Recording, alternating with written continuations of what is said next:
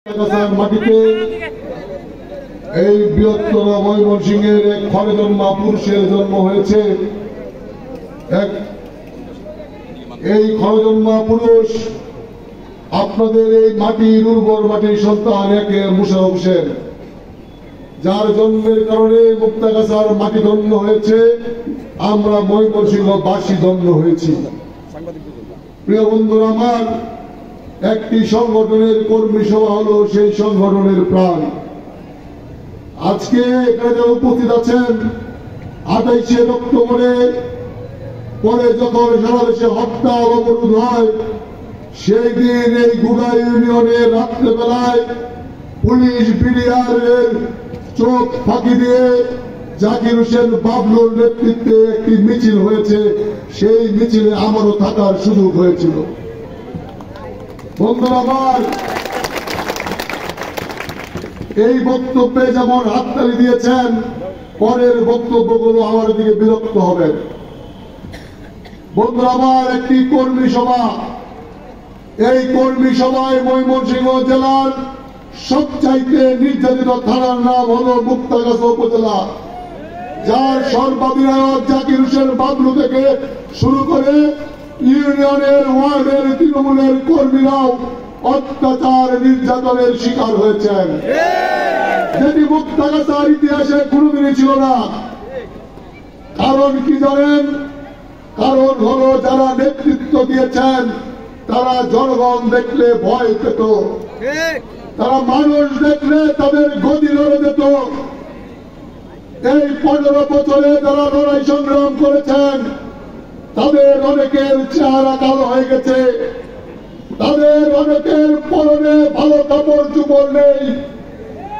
দল করতে গিয়ে ব্যবসা বাণিজ্য সর্বোচ্চ হারিয়েছে, নিজের ছোট্ট ব্যবসা থাকলেও সেটি আওয়ামী লীগ বন্ধ করে দিয়েছে।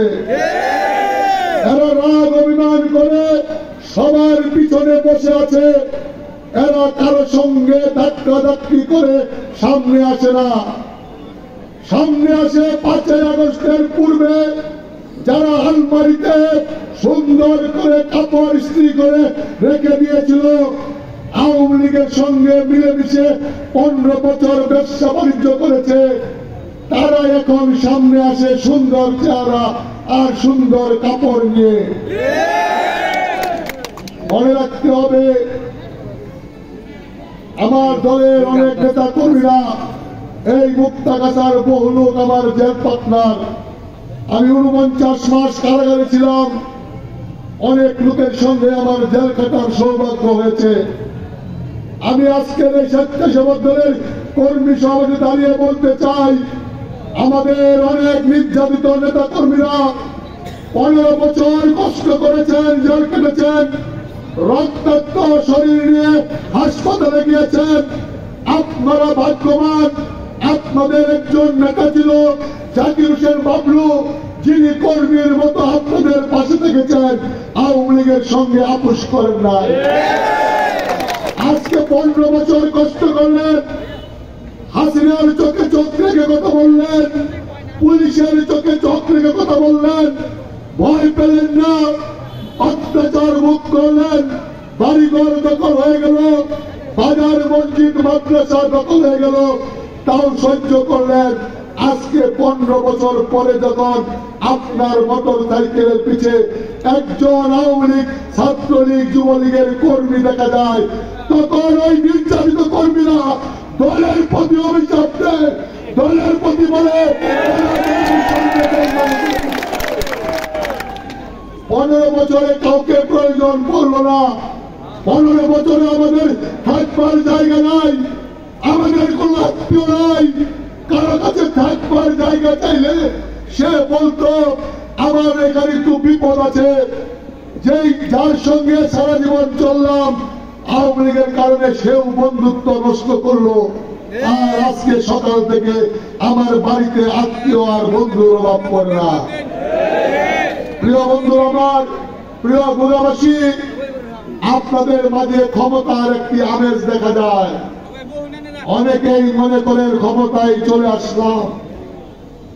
মনে রাখতে হবে, সেই কথাটাই বলে আসছি, যারা এই আওয়ামী লীগের সঙ্গে প্রেম করেন, যারা আওয়ামী লীগকে পাহারা দেন, যারা আওয়ামী লীগের সম্পদ রক্ষা করেন কিছু উচ্ছিষ্ট খাওয়ার জন্য, তারা একবার মনে করবেন এই দলের প্রধান বেগম খালেদা জিয়া 6 বছর কারাগারে কাটিয়েছে বাংলাদেশের স্বাধীনতা, সার্বভৌমত্ব আর এই দেশের জনগণের জন্য। তিনি আপোষ করেন নাই। আজকে আওয়ামী লীগকে সাথে নিয়ে ঘুরলে আমাদের মা বেগম খালেদা জিয়ার সঙ্গে বেইমানি করা হয়, বেইমানি করা হয় আমাদের নেতা জনাব তারেক রহমানের সঙ্গে, যিনি 17 বছর ওই দূরাবাসে বসে এই দলকে একসঙ্গে রেখেছেন। নিজের আপন সহোদর ভাই মারা গিয়েছেন, মাটি দিতে আসতে পারেন নাই। নিজের আপন মা মৃত্যুর মাঝে দাঁড়িয়েছেন, মায়ের সেবা করার জন্য তার পাশে থাকতে পারেন নাই। আজকে যারা ওই আওয়ামী লীগ প্রেম করেন, তা আমাদের প্রিয় নেতা তারেক রহমানের সঙ্গে বেইমানি করেন, বেইমানি করা হয় তাদের সঙ্গে। যারা এই গণতন্ত্রের আন্দোলনে শহীদ হয়েছেন, আজকে আমাদের মাঝে নাই, যাদের অঙ্গহানি হয়েছে, যাদের পরিবার এতিম হয়েছে, যেই মা সন্তান হারিয়েছে, যেই বোন বিধবা হয়েছে, যেই বাচ্চা তার বাবা হারা হয়েছে, সেই রক্তের সঙ্গে বেইমানি করা হয়। আওয়ামী লীগের সঙ্গে প্রেম করেন না ভাই, আওয়ামী লীগের সঙ্গে প্রেম করা, আমি প্রায় মিটিং এ বলি, সাপের সঙ্গে বসবাস করা।